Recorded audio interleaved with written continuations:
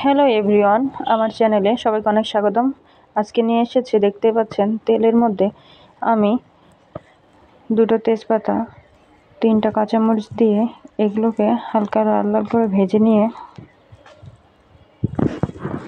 এখন এতে আমি আদা বাটা, জিরা বাটা অ্যাড করে দিলাম। সামান্য পরিমাণে হলুদ দিয়ে এখন এগুলোকে সামান্য পরিমাণে জল দিয়ে সুন্দর করে লাল লাল করে ভেজে নিচ্ছি।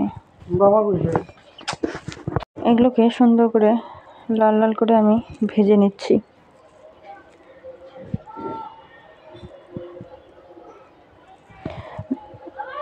এতে আমি সামান্য পরিমাণে মুগ ডাল দিয়ে দিলাম।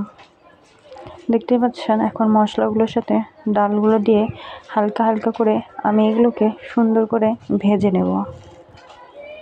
ভেজে নেওয়ার পর আমি যে আগে ঠুমঠুম করে লাউ কেটে রেখেছিলাম, সেই ঠুমঠুম করা লাউগুলো দিয়ে দিলাম। দেওয়ার পর এতে আমি এখন পরিমাণ মতো লবণ দিয়ে দিব। দেওয়ার পর এগুলোকে সুন্দর করে নাড়াচাড়া করে দেব। দেখতে পাচ্ছেন, এগুলো কিন্তু আমি সুন্দর করে নাড়াচাড়া করার পর ঢেকে দিয়েছিলাম। ঢাকার কিছুক্ষণ পর আবার আমি এগুলোকে উঠায় সুন্দর করে নাড়াচাড়া করে দিচ্ছি।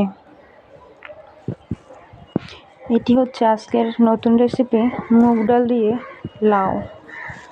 সাধারণত শীতে যে জ্বালা লাউটা থাকে, সেগুলো দিয়ে এরকম একটা অসাধারণ রেসিপি আপনার বাড়িতে ট্রাই করে দেখতে পারেন।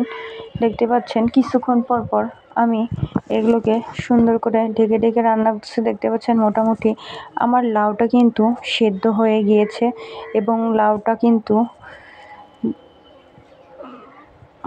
একটু এগুলোকে সুন্দর করে নাড়াচাড়া করার পর দেখতে পাচ্ছেন আমি আবার কিছুক্ষণের জন্য এখন এগুলোকে আবার ঢেকে দিলাম। প্রায় 10 মিনিট পর আমি আবার ঢাকনা উঠাই। দেখতে পাচ্ছেন, সামান্য পরিমাণে ধনিয়া পাতা কুচি এতে দিয়ে দেবো।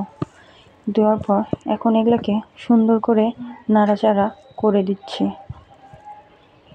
দেখতে পাচ্ছেন, আমার লাউয়ে কিন্তু মোটামুটি জলটা সম্পূর্ণ শুকিয়ে এসেছে এবং লাউ পুরোপুরি কিন্তু সেদ্ধ হয়ে গিয়েছে।